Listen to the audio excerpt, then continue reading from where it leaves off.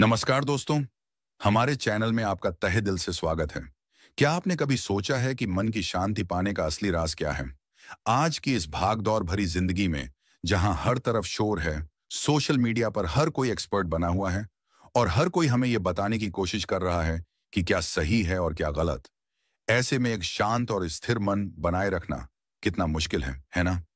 क्या हो अगर मैं आपसे कहूं कि आज से 2000 साल पहले प्राचीन ग्रीस में कुछ ऐसे दार्शनिक थे जिन्होंने मन की परम शांति अटारैक्सिया को पाने का एक गुप्त रास्ता खोज निकाला था। एक ऐसा रास्ता जो आपको किसी धर्म या भगवान को मानने के लिए नहीं कहता, बल्कि आपको हर चीज पर सवाल उठाने की एक अनोखी कला सिखाता है। आज हम एक ऐसी ही फिलॉसफी की दुनिया में उतरने वाले हैं जिसे ग्रीक स्केप्टिसिज्म या यूनानी संशयवाद कहते हैं। और इस दुनिया में हमारा गाइड बनेगा एक रहस्यमयी दार्शनिक सेक्सटस एम्पिरिकस, और वो किताब जिसने उसके खोए हुए ज्ञान को हम तक पहुंचाया, जिसे लिखा है मैरी मिल्स पैट्रिक ने। ये ऑडियो बुक आपको ये नहीं बताएगी कि आपको क्या सोचना है, बल्कि ये आपको वो मानसिक औजार देगी जिससे आप अपने दिमाग के सबसे प्रमुख दुश्मन यानी बेचैनी, चिंता और कट्टरता को हरा सकते हैं। ये आपको सिखाएगी कि कैसे न जानने की अवस्था में भी एक खुशहाल और उद्देश्यपूर्ण जिंदगी जी जा सकती है। क्या आप तैयार हैं उस प्राचीन ज्ञान को सीखने के लिए जो आज की मॉडर्न समस्याओं का सबसे महत्वपूर्ण इलाज हो सकता है? तो चलिए इस रोमांचक सफर की शुरुआत करते हैं। चैप्टर नंबर 1, मन की शांति की खोज और वो दार्शनिक जो हमेशा सवाल पूछता था। तो दोस्तों, सबसे पहले इस शब्द स्केप्टिसिज्म या संशयवाद को सुनकर डरिए मत। हमारे यहाँ अक्सर संशय या शक करने को एक बुरी आदत माना जाता है। हमें सिखाया जाता है कि विश्वास करो, आस्था रखो। लेकिन आज हम जिस संशयवाद की बात कर रहे हैं, वो नास्तिकता या हर चीज को नकारना नहीं है। ये एक बहुत ही गहरी और सकारात्मक जीवन जीने की कला है। ये एक ऐसी फिलॉसफी है जो कहती है कि मन की असली शांति तब मिलती है जब हम ये स्वीकार कर लेते हैं कि हम परम सत्य को नहीं जान सकते, और इसलिए हमें किसी भी चीज पर कट्टर विश्वास करने की जरूरत नहीं है। ये फिलॉसफी हमें एक जज की तरह नहीं, बल्कि एक खोजकर्ता की तरह जीना सिखाती है, जो हमेशा जांच पड़ताल तो करता है, लेकिन अपना अंतिम फैसला कभी नहीं सुनाता। इस फिलॉसफी की शुरुआत होती है एक बहुत ही दिलचस्प इंसान से, जिसका नाम था पिरहो। पिरहो आज से लगभग 2300 साल पहले ग्रीस में रहते थे, और वो सिकंदर महान की सेना के साथ भारत तक आए थे।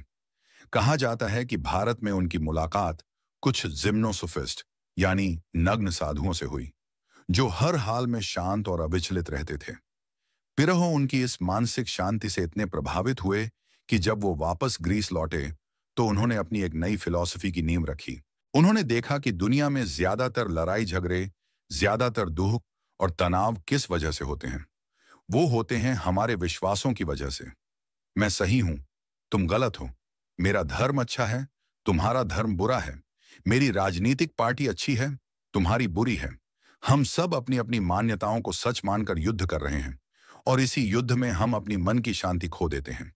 पिरहो ने कहा कि शांति पाने का एक ही तरीका है, और वो है इपोके, यानी निर्णय को स्थगित करना।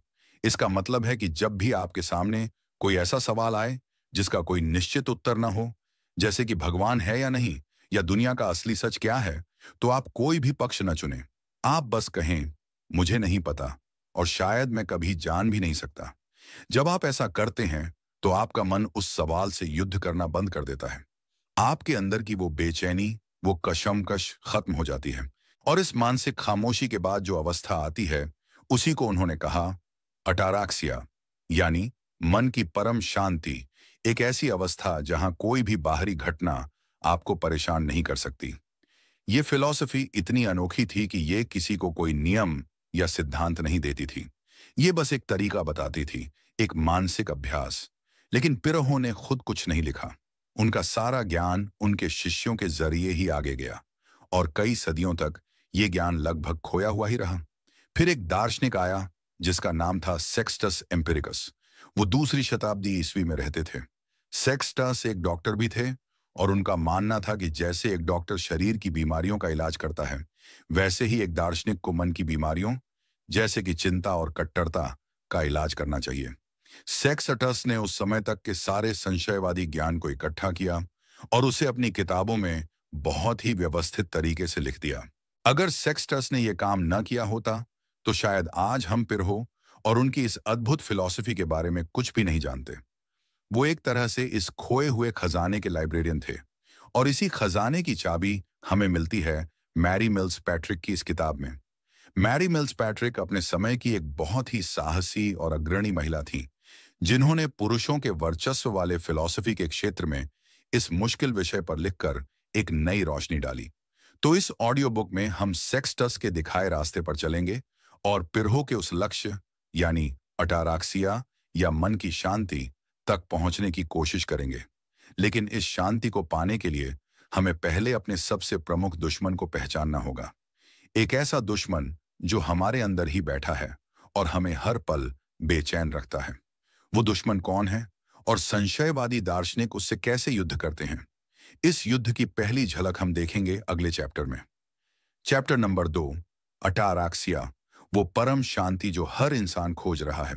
दोस्तों, पिछले चैप्टर में हमने संशयवाद की दुनिया में पहला कदम रखा और पिरहो, सेक्सटस एम्प्रिकस और एक अनोखे शब्द अटाराक्सिया से परिचय किया। अटाराक्सिया यानी मन की वो अवस्था जिसे पाना ही एक संशयवादी का अंतिम लक्ष्य है। लेकिन ये है क्या चीज? चलिए इसे कुछ और गहराई से महसूस करने की कोशिश करते हैं। कल्पना कीजिए एक गहरी शांत झील की, जिसकी सतह पर एक भी लहर नहीं है, जिसमें आसपास के पर्वत और आसमान का प्रतिबिंब एकदम साफ दिखाई दे रहा है। अब चाहे बाहर कितनी भी तेज हवा चले, कितना भी विशाल तूफान आए, उस झील की गहराई में हमेशा एक शांति बनी रहती है। अटाराक्सिया हमारे मन की वही गहरी अविचलित अवस्था है।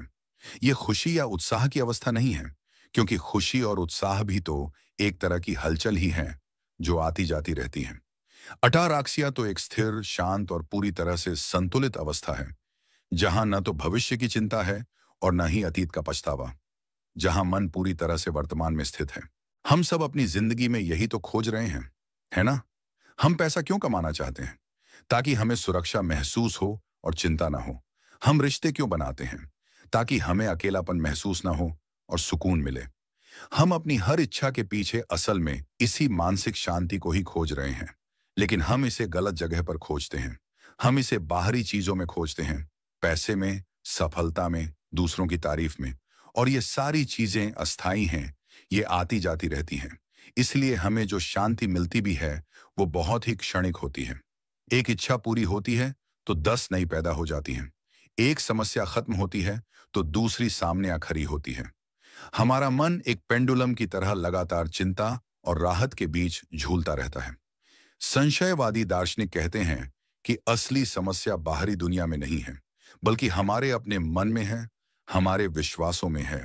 वो कहते हैं कि हमें चीजें परेशान नहीं करती, बल्कि चीजों के बारे में हमारे जो विचार और निर्णय होते हैं, वो हमें परेशान करते हैं।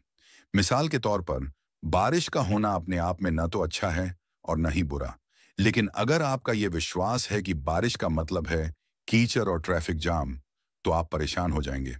और अगर आपका ये विश्वास है कि बारिश का मतलब है रोमांस और चाय पकौड़े, तो आप खुश हो जाएंगे।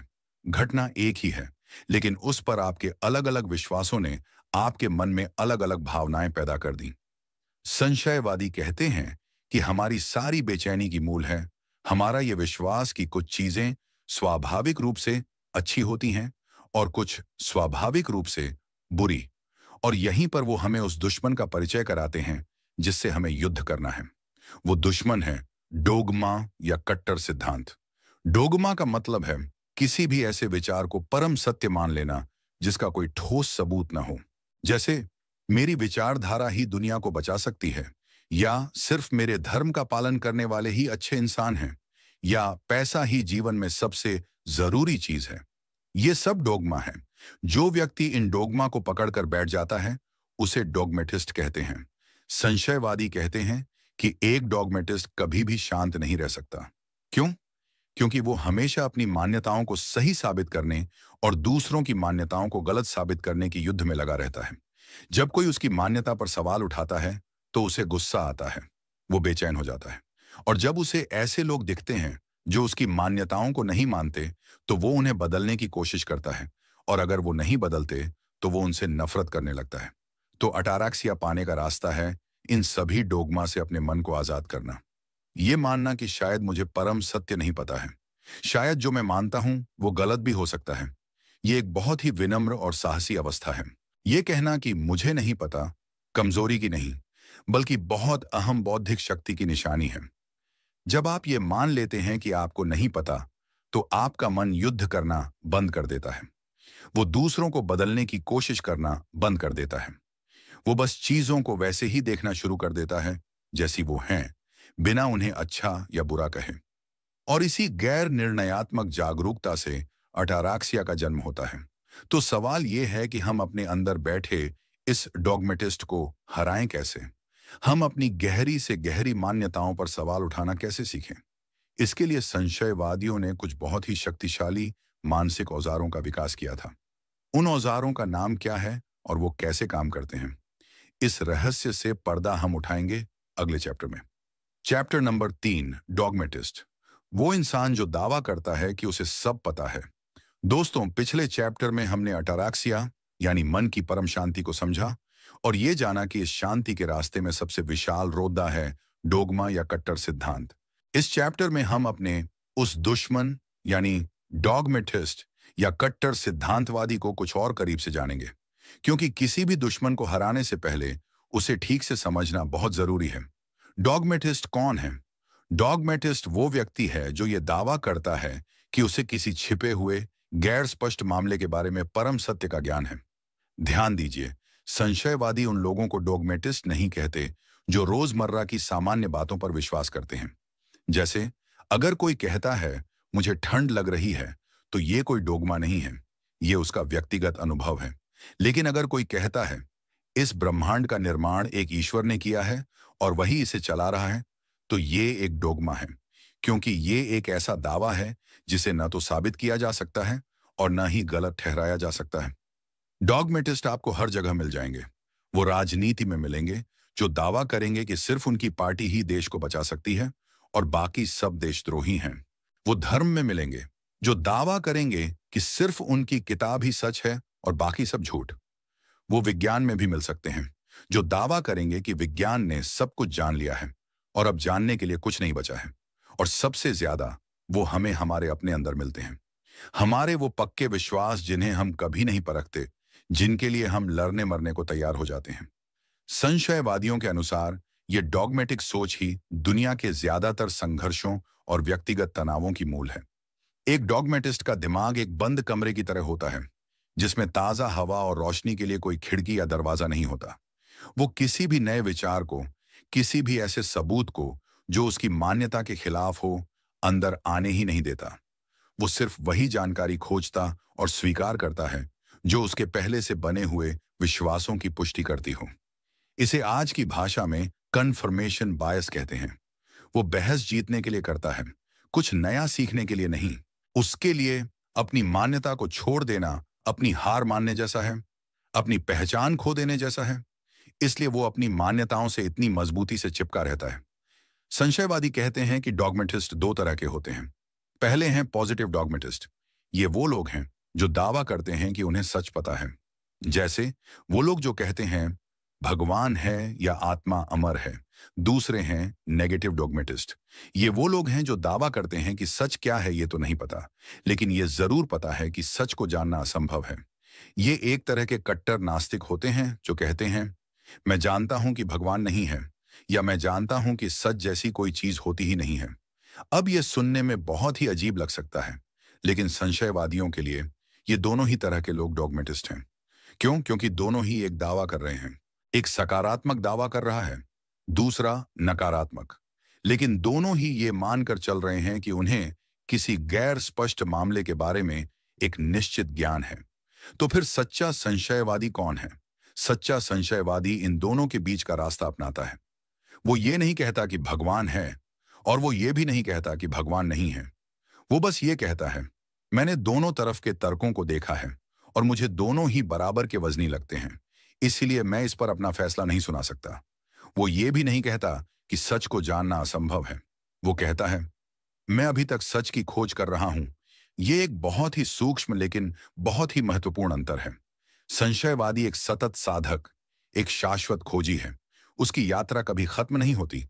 वो हमेशा खुले दिमाग से नए सबूतों और नए तर्कों का स्वागत करता है। तो अब सवाल यह है कि इस डॉगमेटिक सोच से छुटकारा कैसे पाया जाए? अपने मन के बंद दरवाजों को कैसे खोला जाए? इसके लिए संशयवादियों का मुख्य हथियार है इपोके, यानी निर्णय का स्थगन। लेकिन इस हथियार को चलाने के लिए उन्हें कुछ तकनीकों की जरूरत होती है। ये तकनीकें ही संशयवाद का दिल हैं। ये वो तरीके हैं जिनसे एक संशयवादी किसी भी डॉगमेटिक दावे के खिलाफ एक बराबर का वजनी दावा खड़ा कर देता है, ताकि दिमाग की तराजू के दोनों पलड़े बराबर हो जाएं और दिमाग एक संतुलित, शांत अवस्था में आ जाए। इन तकनीकों को मोड्स या ट्रोप्स कहा जाता है। ये वो 10 शक्तिशाली तर्क हैं जो किसी भी कट्टर विश्वास की नींव को हिला सकते हैं। वो 10 तर्क क्या हैं और वो कैसे काम करते हैं, इस मानसिक शस्त्रशाला का पहला दरवाजा हम खोलेंगे अगले चैप्टर में। चैप्टर नंबर 4, इपोके, फैसला न करने की कला में छिपी है शांति की चाबी। दोस्तों, हमने अपने दुश्मन डोगमा को पहचान लिया है और हमारा लक्ष्य है अठाराक्सिया, यानी मन की शांति। अब हमें उस पुल को समझना है जो हमें डोगमा की बेचैन दुनिया से अठाराक्सिया की शांत दुनिया तक ले जाता है। और उस पुल का नाम है इपोके। ये एक ग्रीक शब्द है जिसका मतलब है रोकना, ठहरना या स्थगित करना। संशयवादी दर्शन में इपोके का मतलब है किसी भी गैर स्पष्ट मामले पर अपना निर्णय या अपनी सहमति देने से खुद को रोक लेना। यह संशयवादी की सबसे विशाल और सबसे शक्तिशाली तकनीक है। ये एक तरह का मानसिक पोज बटन है। जब भी आपका मन किसी बहस में, किसी विश्वास में या किसी चिंता में बुरी तरह से उलझ जाए, तो आप बस इस पोज बटन को दबा दीजिए। चलिए इसे एक उदाहरण से समझते हैं। आप अपने दोस्त के साथ इस बात पर बहस कर रहे हैं कि आत्मा अमर है या नहीं। आपका दोस्त कहता है, आत्मा जरूर अमर है, क्योंकि हमारे धर्म ग्रंथों में ऐसा लिखा है और कई लोगों ने पुनर्जन्म का अनुभव किया है। आप कहते हैं, नहीं, आत्मा अमर नहीं हो सकती, क्योंकि विज्ञान ने आज तक इसका कोई सबूत नहीं खोजा है। हमारा मन सिर्फ हमारे दिमाग की उपज है और मरने के बाद सब कुछ खत्म हो जाता है। अब आप दोनों अपनी अपनी बात पर अड़े हुए हैं। आप दोनों को गुस्सा आ रहा है। आप दोनों एक दूसरे को गलत साबित करने की कोशिश कर रहे हैं। इस पूरी प्रक्रिया में क्या हो रहा है? आपके मन की शांति भंग हो रही है। आप दोनों बेचैन हैं। अब इस स्थिति में एक संशयवादी क्या करेगा? वो दोनों पक्षों के तर्कों को सुनेगा और फिर कहेगा, तुम्हारे तर्क में भी कुछ दम है और तुम्हारे तर्क में भी कुछ दम है। एक तरफ सदियों का विश्वास और अनुभव है और दूसरी तरफ वैज्ञानिक प्रमाण की कमी। मैं इस स्थिति में यह फैसला नहीं कर सकता कि कौन सही है और कौन गलत। इसलिए मैं इस सवाल पर अपना निर्णय स्थगित करता हूं। जैसे ही वो ये करता है, उसके मन के अंदर की युद्ध खत्म हो जाती है। वो उस बहस से भावनात्मक रूप से आजाद हो जाता है। वो अपने दोस्त से युद्ध करना बंद कर देता है और इस मानसिक खामोशी के बाद एक गहरी शांति का एहसास होता है। यही अटाराक्सिया है जो इपोके का अनिवार्य परिणाम है। संशयवादी कहते हैं कि इपोके अपने आप में लक्ष्य नहीं है, वो तो बस एक प्रक्रिया है। शांति उसका बाय प्रोडक्ट है जो अपने आप घटित होता है, ठीक वैसे ही जैसे शरीर के पीछे पीछे उसकी परछाई चलती है। लेकिन इपोके तक पहुंचा कैसे जाए? हम अपने मन को फैसला करने से रोकें कैसे? हमारा मन तो एक मशीन की तरह है जो हर वक्त हाँ या ना, सही या गलत का ठप्पा लगाता रहता है। इसके लिए संशयवादियों ने एक बहुत ही व्यवस्थित तरीका विकसित किया। वो कहते हैं कि किसी भी विषय पर इपोके तक पहुंचने के लिए आपको उस विषय के पक्ष और विपक्ष में बराबर की शक्ति वाले तर्क खोजने होंगे। आपको अपने दिमाग को यह दिखाना होगा कि किसी एक पक्ष को चुनने का कोई तार्किक कारण मौजूद नहीं है। जब दिमाग की तराजू के दोनों पलड़े बिल्कुल बराबर हो जाते हैं, तो तराजू हिलना बंद कर देती है। वो एक स्थिर अवस्था में आ जाती है। यही इपोके है। इस तराजू को संतुलित करने के लिए ही सेक्सटस एम्पिरिकस हमें उन मोड्स या ट्रॉप्स से परिचित कराते हैं। ये मोड्स पहले से तैयार तर्कों के सेट हैं जिन्हें आप किसी भी डॉगमेटिक दावे पर लागू कर सकते हैं, ताकि उसके खिलाफ एक बराबर का मजबूत विरोध तर्क खड़ा किया जा सके। ये एक संशयवादी के हथियार हैं। ये हथियार किसी को चोट पहुंचाने के लिए नहीं है, बल्कि ये अपने ही मन के अंदर चल रही युद्ध को खत्म करने के लिए है। ये हमें दिखाते हैं कि हमारा दुनिया को देखने का नजरिया कितना सीमित और कितना सापेक्ष है। ये हमारे इस घमंड को तोड़ ढाते हैं कि हम जो जानते हैं वही अंतिम सत्य है। कुल मिलाकर संशयवादियों ने 10 ऐसे मोड्स की एक सूची बनाई थी जिन्हें एनएसिडेमस के 10 मोड्स के नाम से जाना जाता है। ये 10 तरीके हमें दिखाते हैं कि कैसे एक ही चीज अलग अलग परिस्थितियों में अलग अलग लोगों को और यहां तक कि अलग अलग जानवरों को भी बिल्कुल अलग दिखाई या महसूस हो सकती है। और अगर ऐसा है तो हम कैसे कह सकते हैं कि उस चीज का असली स्वरूप क्या है? हम सिर्फ ये कह सकते हैं कि वो हमें कैसी लग रही है। हम ये नहीं कह सकते कि वो असल में कैसी है। ये एक बहुत ही गहरा अंतर है। तो क्या आप तैयार हैं संशयवादी की इस शस्त्रशाला में प्रवेश करने के लिए और उसके पहले कुछ हथियारों को चलाना सीखने के लिए? तो चलिए, अगले चैप्टर में हम पहले 4 मोड्स को समझेंगे और देखेंगे कि वो हमारे रोजमर्रा के विश्वासों को कैसे चुनौती देते हैं। चैप्टर नंबर 5, संशयवादी के 10 हथियार। भाग 1, हमारी इंद्रियां हमें कैसे धोखा देती हैं। दोस्तों, अब हम संशयवादी के तर्कश के सबसे पैने तीरों से मिलने जा रहे हैं। ये हैं वो 10 मोड्स या 10 तर्क जो किसी भी डॉगमेटिक विश्वास की दीवार में दरार डाल सकते हैं। इस चैप्टर में हम पहले 4 मोड्स पर ध्यान देंगे जो मुख्य रूप से इस बात पर आधारित हैं कि हमारा अनुभव और हमारी इंद्रियां कितनी अविश्वसनीय और सापेक्ष हैं। ये मोड्स हमें ये एहसास दिलाएंगे कि हम जिस दुनिया को देखते, सुनते और महसूस करते हैं वो शायद वैसी है ही नहीं जैसी हमें लगती है। पहला मोड इस तथ्य पर आधारित है कि अलग-अलग जानवरों को एक ही दुनिया बिल्कुल अलग तरीके से महसूस होती है। हमारी 5 इंद्रियां हैं, लेकिन हर जानवर की इंद्रियां अलग-अलग क्षमता वाली होती हैं। एक कुत्ते की सूंघने की शक्ति हमसे हजारों गुना ज्यादा होती है। वो गंध की एक ऐसी दुनिया में जीता है जिसकी हम कल्पना भी नहीं कर सकते। एक बाज की आंखें हमसे कहीं ज्यादा तेज होती हैं। वो मीलों दूर से अपने शिकार को देख सकता है। एक मधुमक्खी पराबैंगनी किरणों को भी देख सकती है जो हम नहीं देख सकते। तो सवाल यह है कि दुनिया का असली रंग क्या है? वो जो हमें दिखाई देता है या वो जो एक मधुमक्खी को दिखाई देता है? एक ही सेब का स्वाद एक इंसान के लिए मीठा हो सकता है, लेकिन एक घोड़े के लिए शायद उसका कोई और ही स्वाद हो। तो उस सेब का असली स्वाद क्या है? संशयवादी कहते हैं कि हम ये कभी नहीं जान सकते। हम सिर्फ ये कह सकते हैं कि हमें ये सेब मीठा लग रहा है।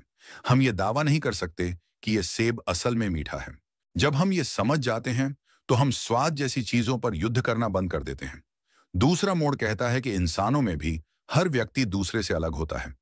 हम सब शारीरिक और मानसिक रूप से एक दूसरे से भिन्न हैं। किसी को गर्मी ज्यादा लगती है तो किसी को सर्दी। जो खाना एक के लिए बहुत स्वादिष्ट है वो दूसरे के लिए बेस्वाद हो सकता है। कुछ लोग कलर ब्लाइंड होते हैं, उन्हें रंग वैसे नहीं दिखाई देते जैसे बाकी लोगों को दिखते हैं। तो फिर से वही सवाल, असली रंग कौन सा है? कुछ लोगों को स्वाभाविक रूप से साहसिक काम करने में मजा आता है, तो कुछ को शांत बैठकर किताब अध्ययन करने में। तो अच्छा जीवन क्या है? क्या वो जो एक सैनिक जीता है या वो जो एक दार्शनिक जीता है? ये सब व्यक्तिगत बनावट और पसंद पर निर्भर करता है। जब हम इस भिन्नता को स्वीकार कर लेते हैं तो हम दूसरों को अपने जैसा बनाने की कोशिश करना छोड़ देते हैं। हम ये समझना शुरू कर देते हैं कि दुनिया को देखने का उनका नजरिया भी उतना ही वैध हो सकता है जितना कि हमारा। तीसरा मोड़ इस बात पर ध्यान दिलाता है कि हमारी अपनी इंद्रियां भी एक दूसरे से सहमत नहीं होती। हमारी आंखें कुछ और कहती हैं और हमारे हाथ कुछ और। एक पेंटिंग को जब आप दूर से देखते हैं तो वो बहुत ही चिकनी और सपाट लग सकती है, लेकिन जब आप पास जाकर उसे छूते हैं तो आपको कैनवास का खुरदुरापन महसूस होता है। तो वो पेंटिंग असल में कैसी है, चिकनी या खुरदुरी? शहद जीभ को तो मीठा लगता है, लेकिन आंखों को वो एक खास पीले रंग का तरल पदार्थ दिखाई देता है। तो शहद का असली सार क्या है, उसका मीठापन या उसका पीलापन? हमारी इंद्रियां हमें एक ही वस्तु के बारे में अलग अलग और कभी-कभी विरोधाभासी जानकारी देती हैं। तो हम किस पर भरोसा करें? हम कैसे तय करें कि कौन सी इंद्री हमें सच बता रही है? संशयवादी कहते हैं कि हम ये तय नहीं कर सकते, इसीलिए हमें निर्णय स्थगित कर देना चाहिए। और चौथा मोड़ हमारे अनुभव की सबसे आम सच्चाई पर आधारित है कि हमारी परिस्थितियां और हमारी मानसिक अवस्था हमारे अनुभव को पूरी तरह से बदल देती हैं। जब आप स्वस्थ होते हैं तो आपको दुनिया खूबसूरत लगती है। जब आप बीमार होते हैं तो वही दुनिया आपको बोझ लगने लगती है। जब आप खुश होते हैं तो आपको संगीत मधुर लगता है। जब आप दुखी होते हैं तो वही संगीत आपको चुभने लगता है। जब आप जवान होते हैं तो आपकी प्राथमिकताएं अलग होती हैं, और जब आप बुजुर्ग हो जाते हैं तो वही प्राथमिकताएं बदल जाती हैं। तो असली दुनिया कौन सी है? वो जो हमें खुशी में दिखती है, या वो जो हमें दुख में दिखती है? वो जो हमें जवानी में दिखती है, या वो जो हमें बुजुर्ग में दिखती है? हमारा अनुभव इतना ज्यादा हमारी अवस्था पर निर्भर है कि हम कभी भी एक वस्तुनिष्ठ या ऑब्जेक्टिव सच तक नहीं पहुंच सकते। ये पहले 4 मोड्स हमें क्या सिखाते हैं? ये हमें बौद्धिक विनम्रता सिखाते हैं। ये हमें एहसास दिलाते हैं कि हमारा नजरिया ही एकमात्र नजरिया नहीं है। ये हमारे इस अहंकार को तोड़ते हैं कि हम दुनिया को वैसे ही देखते हैं जैसी वो है। सच तो ये है कि हम दुनिया को वैसे देखते हैं जैसे हम हैं। जब ये एहसास गहरा हो जाता है तो कट्टरता अपने आप खत्म होने लगती है। लेकिन अभी तो ये शुरुआत है। अभी तो 6 और हथियार बाकी हैं। अगले 6 हथियार हमें दिखाएंगे कि कैसे हमारी आदतें, हमारे रीति रिवाज और हमारी दूरी किसी भी चीज के बारे में हमारी राय को बदल देती है। क्या आप तैयार हैं अपने विश्वासों की और गहरी जांच पड़ताल के लिए? तो चलिए अगले चैप्टर में। चैप्टर नंबर 6, संशयवादी के 10 हथियार। भाग 2। हमारे रीति रिवाज और आदतें कैसे सच को बदल देती हैं। दोस्तों, पिछले चैप्टर में हमने संशयवादी के पहले 4 हथियारों को जाना, जिन्होंने हमें दिखाया कि हमारी इंद्रियां और हमारी व्यक्तिगत अवस्थाएं हमारे सच को कैसे प्रभावित करती हैं। अब हम बाकी के 6 मोड्स को समझेंगे, जो हमारे विश्वासों की और भी गहरी परतों को खोलते हैं। ये मोड्स हमें दिखाते हैं कि कैसे हमारा समाज, हमारी संस्कृति और यहाँ तक कि चीजों की मात्रा भी सही और गलत, अच्छे और बुरे की हमारी धारणा को बदल देती है।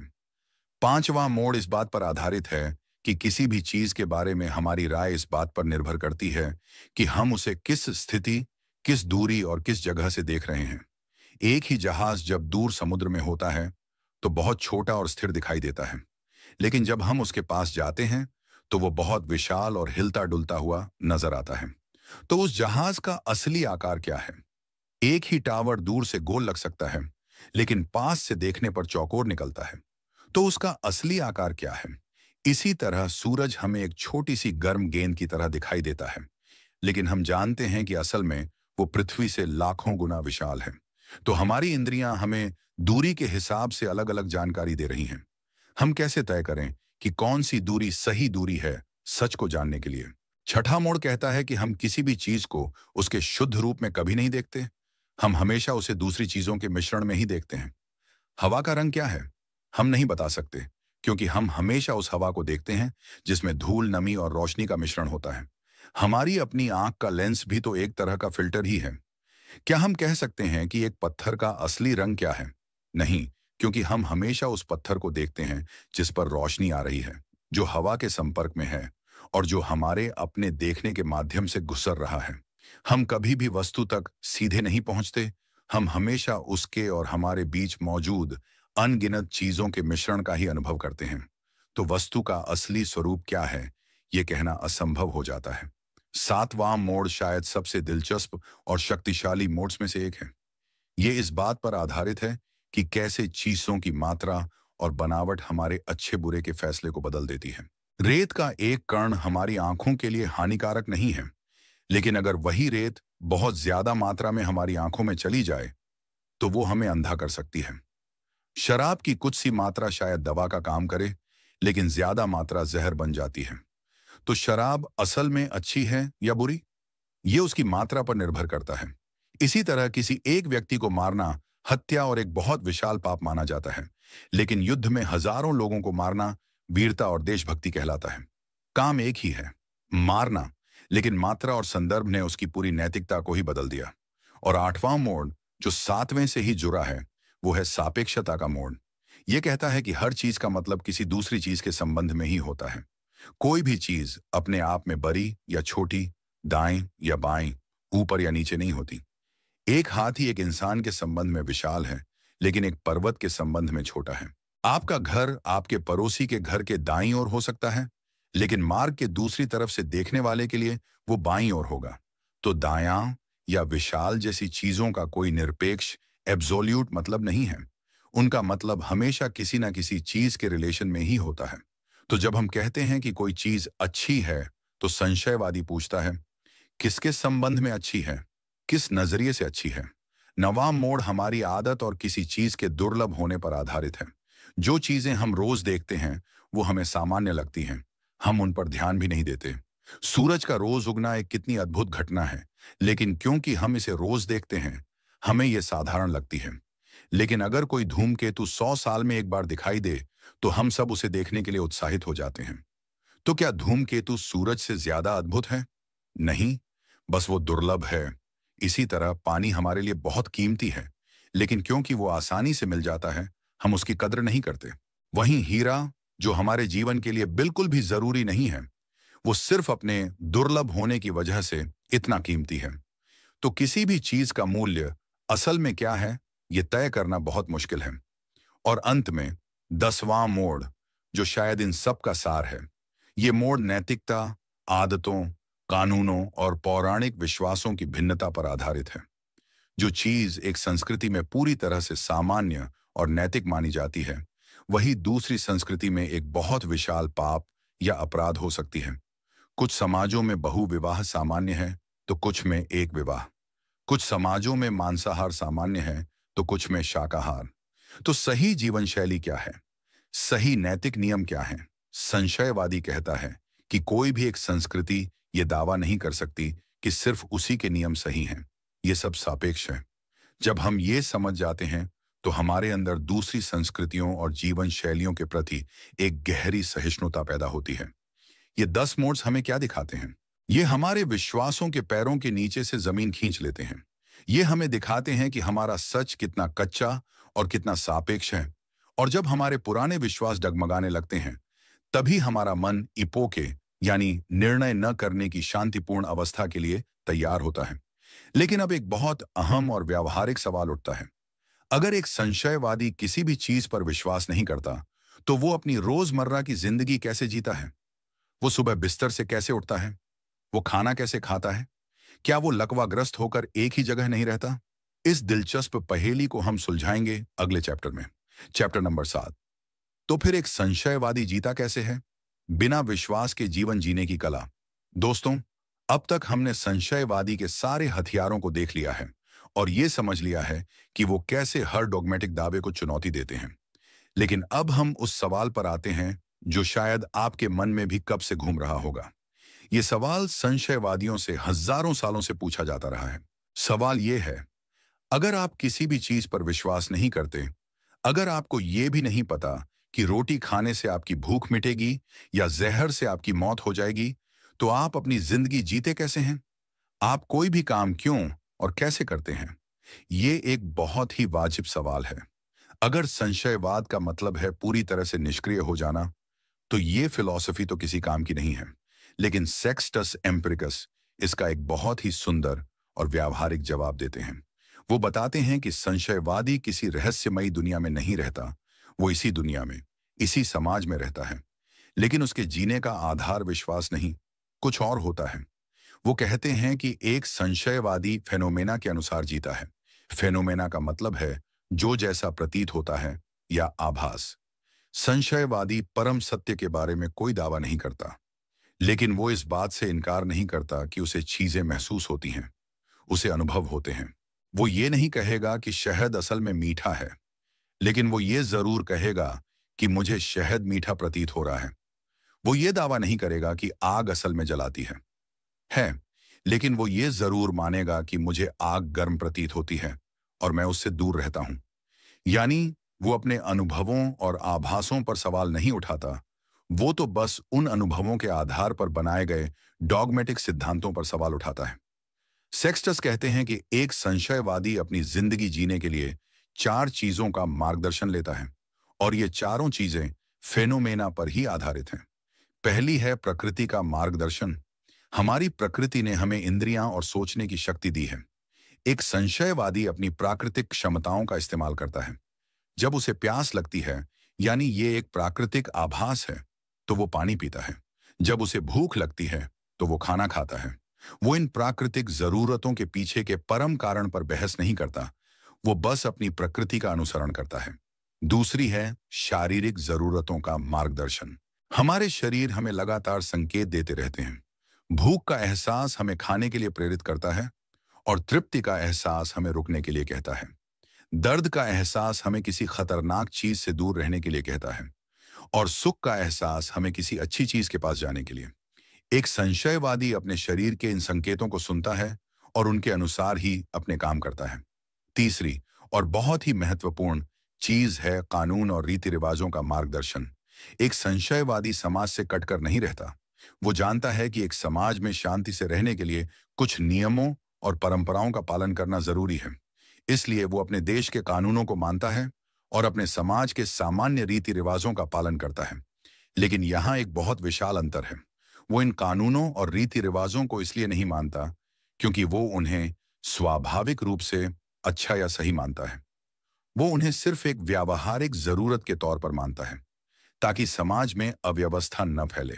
वो ये नहीं कहेगा कि चोरी करना स्वाभाविक रूप से बुरा है, लेकिन वो चोरी नहीं करेगा क्योंकि ये उसके समाज का कानून है और वो शांति से जीना चाहता है। ये उसे एक शांतिपूर्ण और जिम्मेदार नागरिक बनाता है, न कि एक विद्रोही। और चौथी चीज है कला और कौशल का मार्गदर्शन। संशयवादी अपनी जिंदगी को चलाने के लिए कोई न कोई हुनर या पेशा सीखता है और उसका अभ्यास करता है। एक संशयवादी डॉक्टर बन सकता है। वो ये दावा नहीं करेगा कि उसे बीमारी के परम सत्य का ज्ञान है, लेकिन वो अपने अनुभव, अपनी शिक्षा और स्थापित चिकित्सा पद्धतियों, यानी जो उस समय के रीति रिवाज की तरह हैं, के आधार पर मरीज का इलाज करेगा। वो एक संशयवादी नाविक हो सकता है जो ये दावा नहीं करेगा कि उसे समुद्र के असली स्वभाव का पता है, लेकिन वो अपने सीखे हुए कौशल का इस्तेमाल करके जहाज को सुरक्षित रूप से चलाएगा। वो अपने पेशे को पूरी लगन से करता है, बिना किसी डोगमेटिक दावे के। तो आप देख सकते हैं कि संशयवादी का जीवन किसी भी तरह से निष्क्रिय या लकवाग्रस्त नहीं है। वो एक पूरी तरह से सामान्य और सक्रिय जीवन जीता है। फर्क सिर्फ उसके आंतरिक दृष्टिकोण में है। वो सारे काम करता है, लेकिन बिना किसी मानसिक तनाव या कट्टरता के। वो चीजों को हल्के में लेता है। वो बहस नहीं करता, वो युद्ध नहीं करता। वो बस अपने अनुभवों, अपनी प्रकृति, अपने समाज और अपने कौशल के मार्गदर्शन में एक शांत और संतुलित जीवन जीता है।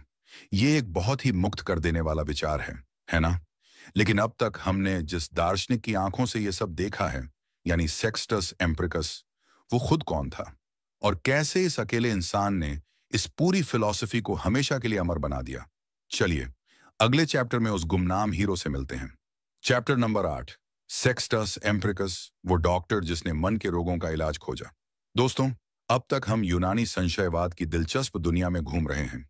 हमने पिरहो के लक्ष्य अटाराक्सिया को समझा, हमने इपोके की कला को जाना, और हमने उन 10 मोड्स को भी देखा जो हमें इस कला में माहिर बनाते हैं। लेकिन ये सारा ज्ञान, ये सारी बारीकियां आज हम तक पहुंची कैसे? इसका पूरा श्रेय एक ही इंसान को जाता है, और वो है सेक्सटस एम्पिरिकस।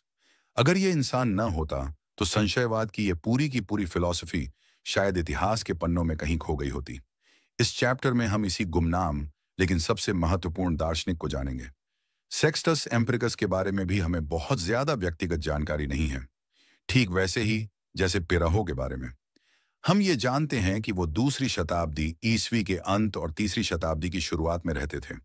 उनका नाम एम्पिरिक्स इस बात की ओर इशारा करता है कि वो एम्पिरिक स्कूल ऑफ मेडिसिन से जुड़े हुए एक डॉक्टर थे।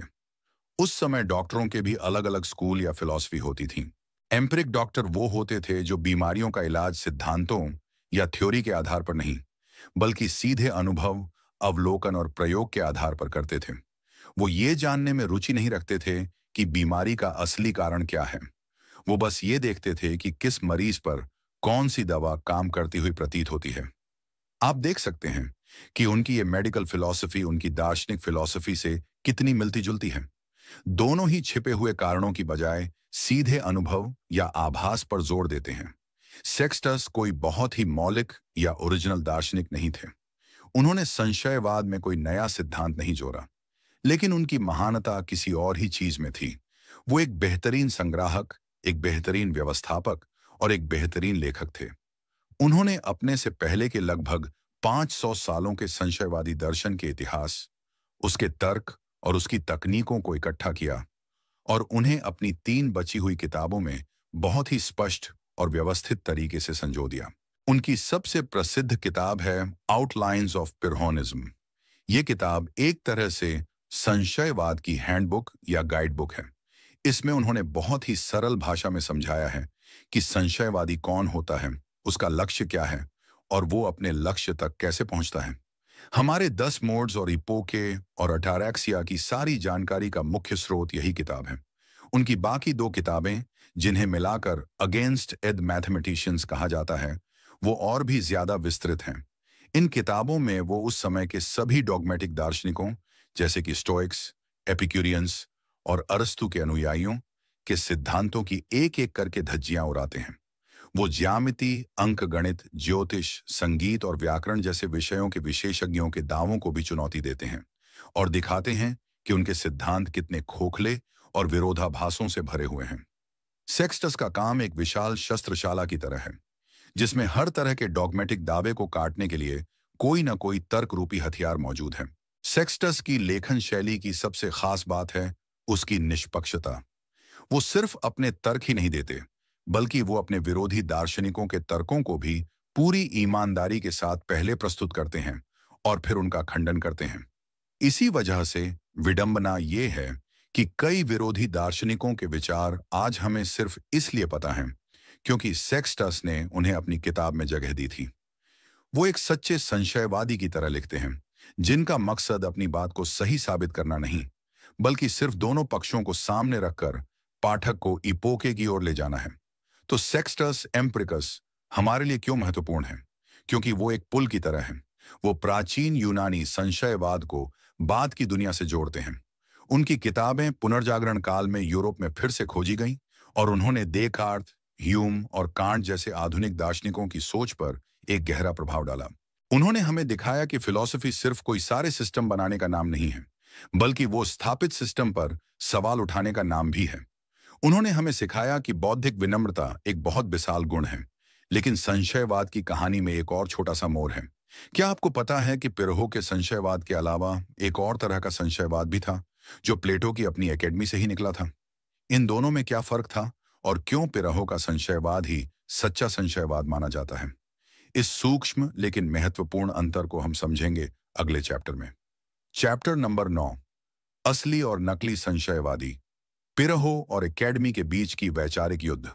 दोस्तों, अब तक हम जिस संशयवाद की बात करते आए हैं उसे पिरहोनियन स्केप्टिसिज्म कहा जाता है, क्योंकि उसकी शुरुआत पिरहो ने की थी।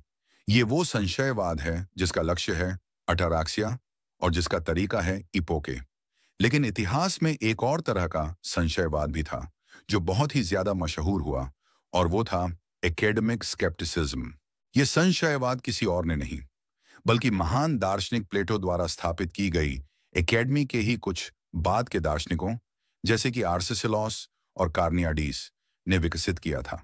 बाहर से देखने पर ये दोनों एक जैसे लगते हैं, दोनों ही डॉगमेटिक दावों पर सवाल उठाते हैं, लेकिन सेक्सटस एम्पिरिकस हमें बताते हैं कि इन दोनों के बीच जमीन आसमान का फर्क है, और ये फर्क समझना बहुत जरूरी है ताकि हम सच्चे संशयवाद के सार को पकड़ सकें। तो क्या फर्क था इन दोनों में? फर्क एक बहुत ही बुनियादी दावे पर टिका हुआ था। एकेडमिक संशयवादी अंत में एक निष्कर्ष पर पहुंचते थे। उनका निष्कर्ष था, परम सत्य को जानना असंभव है, या हम कुछ भी नहीं जान सकते। अब यह सुनने में तो बहुत संशयवादी बात लगती है ना? लेकिन अगर आप ध्यान से सोचें तो यह अपने आप में एक डॉगमेटिक दावा है। यह एक नेगेटिव डॉगमा है। जब आप कहते हैं मैं जानता हूं कि मैं कुछ नहीं जान सकता, तो आप कम से कम एक चीज जानने का दावा तो कर ही रहे हैं, और वो ये है कि कुछ भी जानना असंभव है। सेक्सटस कहते हैं कि ये तो बस एक अलग तरह की कट्टरता है। ये भी एक तरह का फैसला सुना देना है, और जहां फैसला आ गया वहां शांति नहीं हो सकती। इसके विपरीत पिरहोनियन संशयवादी कभी भी कोई अंतिम निष्कर्ष नहीं निकालता। वो ये नहीं कहता कि सच को जानना असंभव है। वो बस ये कहता है, अब तक मैंने जितने भी तर्क देखे हैं उनके आधार पर मैं ये तय नहीं कर पाया हूं कि सच को जाना जा सकता है या नहीं, इसलिए मैं अभी भी खोज कर रहा हूं। आप अंतर देख रहे हैं। एकेडमिक संशयवादी ने अपनी दुकान बंद कर दी है, उसने खोज का दरवाजा बंद कर दिया है। लेकिन पिरहोनियन संशयवादी की दुकान हमेशा खुली है। वो एक शाश्वत खोजी है। उसके लिए संशयवाद एक मंजिल नहीं, बल्कि एक सतत प्रक्रिया है, एक जीवन भर चलने वाली जांच पड़ताल है। इसे एक और उदाहरण से समझते हैं। एक डॉगमेटिस्ट कहता है, मुझे पता है कि इस कमरे में सोना है। एक एकेडमिक संशयवादी कहता है, मुझे पता है कि इस कमरे में सोना नहीं है। या मुझे पता है कि यह जानना असंभव है कि इस कमरे में सोना है या नहीं। लेकिन एक पिरहोनियन संशयवादी कहता है, मुझे कुछ ऐसे संकेत मिल रहे हैं जो कहते हैं कि सोना हो सकता है, और कुछ ऐसे संकेत भी मिल रहे हैं जो कहते हैं कि सोना नहीं हो सकता। इसलिए मैं अभी और खोज करूंगा। यह एक बहुत ही सक्रिय और गतिशील अवस्था है, न कि एक नकारात्मक और बंद अवस्था। सेक्सटस के लिए एकेडमिक संशयवादी सच्चे संशयवादी नहीं थे, क्योंकि वो अटारक्सिया यानी मन की शांति तक नहीं पहुंच पाते थे। क्यों? क्योंकि जो इंसान इस विश्वास के साथ जीता है कि सच को पाना असंभव है, उसके मन में एक तरह की निराशा और हताशा होती है। लेकिन जो पिरहोनियन संशयवादी है, वो शांत और अविचलित रहता है, क्योंकि वो किसी भी नतीजे से बंधा हुआ नहीं है। वो बस प्रक्रिया का, खोज का आनंद लेता है। तो ये अंतर हमें क्या सिखाता है? ये हमें सिखाता है कि सच्चा खुला दिमाग क्या होता है। सच्चा खुला दिमाग सिर्फ दूसरों के विचारों पर सवाल उठाना नहीं है, बल्कि अपने सबसे गहरे विश्वासों, यहां तक कि अपने अविश्वास पर भी सवाल उठाना है। ये हमें सिखाता है कि हमें किसी भी लेबल से, चाहे वो आस्तिक हो, नास्तिक हो या संशयवादी ही क्यों ना हो, खुद को बांधना नहीं चाहिए। हमें बस एक ईमानदार खोजी बनना चाहिए। तो अब जब हमने संशयवाद की सारी बारीकियां समझ ली हैं और असली और नकली के बीच का फर्क भी जान लिया है, तो अब समय है इन सारे ज्ञान को इकट्ठा करके आज की हमारी अपनी जिंदगी में लागू करने का। हम इस 2000 साल पुरानी फिलॉसफी का इस्तेमाल आज के सोशल मीडिया के जमाने में, आज की राजनीतिक बहसों में और अपनी व्यक्तिगत चिंताओं को दूर करने के लिए कैसे कर सकते हैं? इस अंतिम और सबसे व्यावहारिक सवाल का जवाब हम खोजेंगे अपने आखिरी चैप्टर में। चैप्टर नंबर 10, आज के लिए संशयवाद, सोशल मीडिया के शोर में शांति कैसे पाएं। दोस्तों, हम अपनी इस यात्रा के अंतिम छोर पर आ गए हैं। हमने पिरहो से लेकर सेक्सटस तक, अटारैक्सिया से लेकर ईपोके तक की एक लंबी और दिलचस्प यात्रा की है। लेकिन अब सबसे अहम सवाल यह है कि इस सब का हमारी आज की 21वीं सदी की जिंदगी से क्या लेना देना है? क्या ये पुरानी फिलॉसफी आज भी उतनी ही प्रासंगिक है? मेरा मानना है, और शायद अब आप भी मानेंगे, कि ये आज पहले से कहीं ज्यादा जरूरी हो गई है। हम एक ऐसे युग में जी रहे हैं जिसे सूचना का युग कहा जाता है, लेकिन असल में ये अति सूचना और गलत सूचना का युग है। हर तरफ से TV, internet, social media, WhatsApp, हम पर हर सेकंड विचारों और दावों की बमबारी हो रही है, और हर कोई चाहता है कि हम तुरंत कोई ना कोई पक्ष चुनें। अगर आप किसी मुद्दे पर अपनी राय नहीं देते, तो आपको अज्ञानी या असंवेदनशील मान लिया जाता है। इस माहौल में एक शांत और संतुलित दिमाग बनाए रखना लगभग असंभव हो गया है, और यहीं पर संशयवाद हमारे लिए एक लाइफ जैकेट का काम कर सकता है। तो चलिए देखते हैं कि हम इन प्राचीन औजारों का इस्तेमाल आज कैसे कर सकते हैं। सबसे पहले, अगली बार जब आप ट्विटर या फेसबुक पर किसी गर्मागर्म राजनीतिक बहस को देखें, जहां दो पक्ष एक दूसरे को गालियां दे रहे हैं और खुद को सही साबित करने की कोशिश कर रहे हैं, तो एक पल के लिए रुक जाइए। उन दोनों पक्षों में कूदने और अपना गुस्सा जाहिर करने की बजाय एक संशयवादी की तरह सोचिए। अपने आप से पूछिए, क्या मुझे इस विषय के बारे में सारी जानकारी है? क्या मैंने दोनों पक्षों के तर्कों को ठीक से समझा है? क्या इस मुद्दे का कोई एक सरल काला सफेद जवाब हो सकता है? आप पाएंगे कि ज्यादातर मामलों में जवाब नहीं होगा। तो फिर क्या करें? इपोके का अभ्यास करें। अपना निर्णय स्थगित कर दें। आपको हर मुद्दे पर एक एक्सपर्ट बनना जरूरी नहीं है। ये स्वीकार कर लेना कि मुझे इस बारे में पर्याप्त जानकारी नहीं है, ये कमजोरी नहीं, बल्कि बौद्धिक ईमानदारी है। ये एक छोटा सा कदम आपको उस सारी नकारात्मकता और तनाव से बचा लेगा जो ऑनलाइन बहसों से पैदा होती है। दूसरा, संशयवादी के 10 मोड्स का इस्तेमाल करें। जब कोई आपसे कहे कि हमारी संस्कृति ही दुनिया में सबसे अच्छी है, तो 10वें मोड को याद करें, जो हमें संस्कृतियों की भिन्नता के बारे में बताता है। जब कोई कहे कि ये नेता ही देश को बचा सकता है, तो दूसरे मोड को याद करें, जो हमें बताता है कि अलग अलग लोगों के लिए एक ही चीज के अलग अलग मायने हो सकते हैं।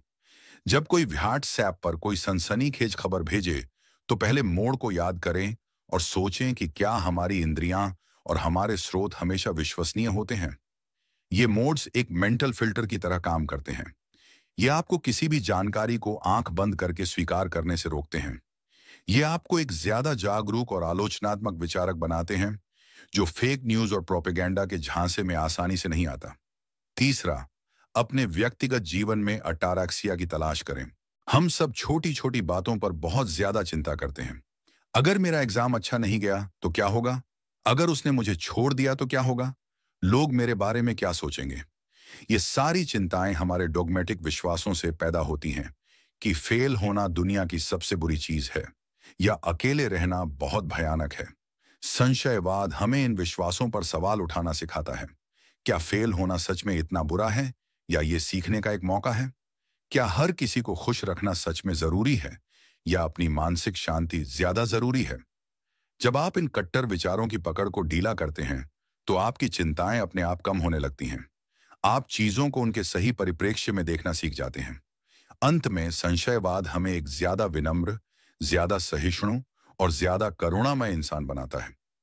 जब हमें ये एहसास हो जाता है कि हम खुद परम सत्य को नहीं जानते, तो हम उन लोगों के प्रति ज्यादा सम्मानजनक हो जाते हैं जो हमसे अलग सोचते हैं। हम उन्हें दुश्मन की तरह नहीं, बल्कि सहयात्री की तरह देखते हैं, जो हमारी ही तरह सच की तलाश में हैं। बस उनके रास्ते अलग हैं। हम बहस करना बंद करके संवाद करना शुरू कर देते हैं। और शायद आज हमारे समाज को इसी चीज की सबसे ज्यादा जरूरत है। संशयवाद हमें दुनिया से काटना नहीं सिखाता, वो हमें दुनिया में एक ज्यादा शांत और समझदार तरीके से जीना सिखाता है। ये हमें अपने मन का मालिक बनना सिखाता है। और इसी के साथ दोस्तों, हम आज इस अद्भुत यात्रा के अंत पर पहुंचते हैं। इस प्रेरणादायक पुस्तक के आधार पर हमने साथ मिलकर यह जाना कि कैसे संशयवाद का दर्शन हमें मानसिक शांति और बौद्धिक स्वतंत्रता की ओर ले जा सकता है। मुझे उम्मीद है कि इस ऑडियो बुक के जरिए हमने जो कुछ भी सीखा है, वह सिर्फ सुनने तक ही सीमित नहीं रहेगा, बल्कि आपके जीवन का मार्गदर्शन भी करेगा। याद रखिएगा, यह ज्ञान केवल जानकारी नहीं है, बल्कि आपके भीतर की अपार क्षमता को जगाने की कुंजी है। यह ऑडियो बुक आपको यह सिखाती है कि कैसे कट्टर विश्वासों पर सवाल उठाया जाए, कैसे निर्णय स्थगित करके मन की शांति पाई जाए, और कैसे एक ज्यादा खुले विचारों वाला और सहिष्णु इंसान बना जाए। लेकिन सबसे महत्वपूर्ण, यह आपको यह भी सिखाती है कि आप कितने शक्तिशाली हैं और आपके अंदर कितनी क्षमता छिपी हुई है। अब जब आप इस ऑडियो बुक को सुनना समाप्त कर रहे हैं, तो मैं आपसे एक अनुरोध करना चाहता हूं। इन सिद्धांतों को याद रखें, इन पर विचार करें और इन्हें अपने दैनिक जीवन में लागू करने का प्रयास करें। और हमेशा याद रखें, आपके भीतर असीम शक्ति है और आप जो भी चाहें पा सकते हैं। आपके इस बहुमूल्य समय के लिए और इस यात्रा में मेरे साथ जुड़ने के लिए दिल से धन्यवाद। मैं उम्मीद करता हूं कि आपको यह ऑडियो बुक पसंद आई होगी और इसने आपको अपने मन की शक्ति और नियंत्रण के बारे में कुछ नया सीखने को मिला होगा। अगर आपको यह ऑडियो बुक पसंद आई तो इसे लाइक करें, अपने दोस्तों और परिवार के साथ साझा करना न भूलें, ताकि वे भी इस ज्ञान का लाभ उठा सकें।